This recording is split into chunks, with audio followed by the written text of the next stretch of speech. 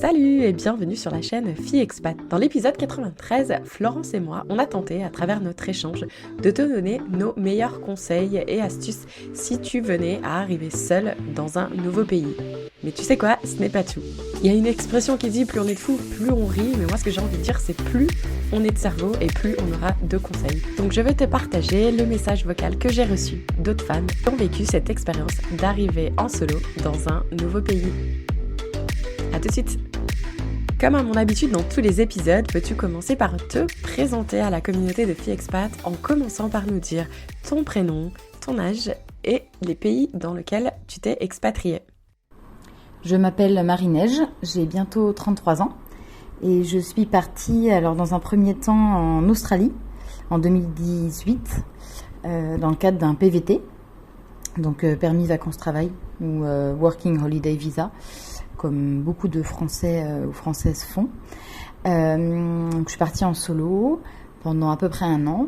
Ensuite, j'ai enchaîné avec 3 mois vraiment de tourisme pur, en solo aussi, sur l'Asie, donc l'Indonésie et la Thaïlande et aussi la Nouvelle-Zélande. Après ça, je suis rentrée en France pendant plus ou moins 1 an. C'est arrivé en fait à la période Covid.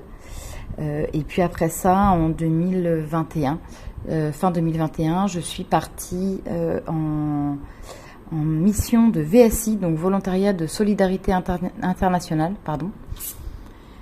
aux Philippines. Donc c'était pour un contrat d'1 an.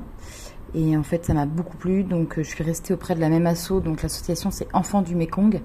Et auprès de la même asso, je suis repartie pour une 2e année en Thaïlande, cette fois-ci, sur une autre mission. Donc je suis actuellement en mission à Bangkok. Je suis arrivée en novembre 2022.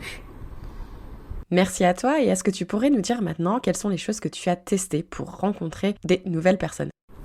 Je vais prendre l'exemple de l'Australie pour parler du sujet du développement des relations sociales quand on est à l'étranger, parce que c'est assez représentatif.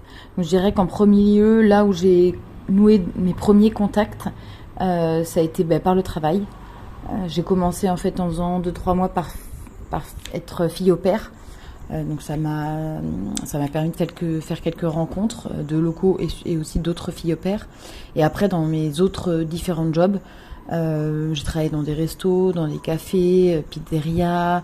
J'ai aussi fait du pet sitting, du dog sitting. J'ai aussi fait du fruit picking, donc j'ai ramassé des fruits. Donc ça m'a permis de rencontrer plein de profils différents. J'ai aussi fait pas mal de LPX un peu partout en Australie. Donc en gros, j'offrais ma main d'œuvre contre le gîte et le couvert. Donc, ça m'a aussi permis de rencontrer pas mal de monde. Donc ça, c'était un premier volet, je dirais, par le travail. Ensuite, moi je suis assez sportive, en tout cas j'aime beaucoup le sport, donc j'avais cherché un peu sur internet, sur les réseaux sociaux, quel type d'activité il pouvait y avoir selon les endroits où j'étais en Australie. J'ai notamment fait partie du groupe Adidas Runner, donc il y a un peu partout dans le monde, dans les grandes villes. À ce moment-là, j'étais à Melbourne en Australie. Et donc là, voilà, une fois par semaine, le mercredi, il y avait plein de profils différents qui se retrouvaient pour aller courir. Donc des très bons coureurs et des coureurs un peu moins rapides. Mais en tout cas, c'était vraiment sympa pour rencontrer du monde et partager ma passion avec d'autres gens. Ensuite, je dirais qu'il y a aussi Facebook. Qui m'a pas mal aidé en fait à faire une nouvelle connaissance, parce qu'il y a plein de groupes qui sont consultables, et du coup je me suis mise dans pas mal de groupes, j'ai zioté un peu régulièrement s'il y avait des activités qui avaient l'air sympas, et en fait j'en ai rejoint quelques-unes, et ça m'a aussi permis de faire pas mal de rencontres, donc des rencontres avec des étrangers, des rencontres avec des locaux et des rencontres avec des Français. Donc en fait il y a quand même plein de volets qui sont à dispo pour faire des nouvelles rencontres quand on est à l'étranger. Et c'est vraiment sympa. Si aujourd'hui je te donnais l'opportunité de pouvoir appuyer sur le bouton Reset et de retourner à ce premier jour où tu es arrivé dans ce pays, est-ce que tu ferais quelque chose de différent ou est-ce que tu te passerais un message pour vivre au mieux cette aventure ? Alors si j'avais un bouton reset, est-ce que je ferais différemment? En fait, je pense pas que je ferais différemment. Donc j'ai pas particulièrement de conseils à me donner. Euh, J'avais pas mal, pour ce qui est de l'Australie, j'avais quand même pas mal préparé mon départ parce que c'était mon premier grand départ pour l'autre bout du monde. Et puis en plus je commençais par fille au père, donc tout était assez cadré. Je partais pas trop à l'aventure dès le début. Sur mes autres expatriations où je partais toujours avec un cadre.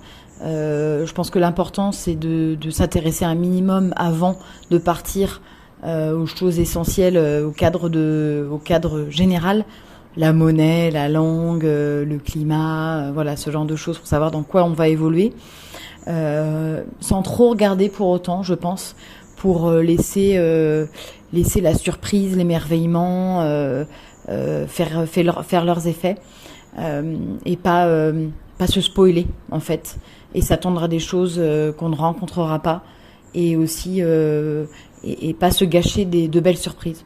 Donc voilà, préparer un minimum, mais laisser de la place à la découverte et à la surprise. Voilà les conseils que je pourrais donner quand on part.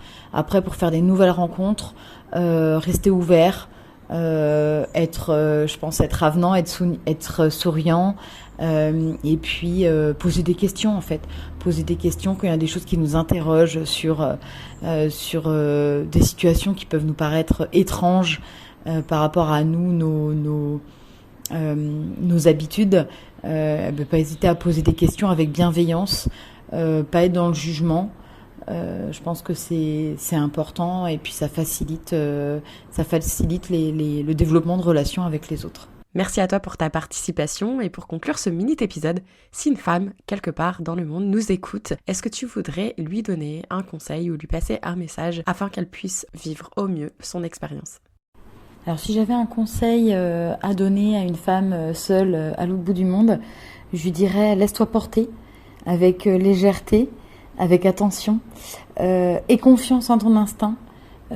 Personnellement, c'est quand j'ai pas fait confiance à mon instinct que je me suis égarée. Et essaie d'être en accord avec toi-même à chaque instant. Oublie les il faut que, les je dois, et sois vraiment à ton écoute. Demande-toi de quoi ai-je besoin, de quoi ai-je envie. Si c'est ça qui te guide, je pense que tu prendras la bonne direction.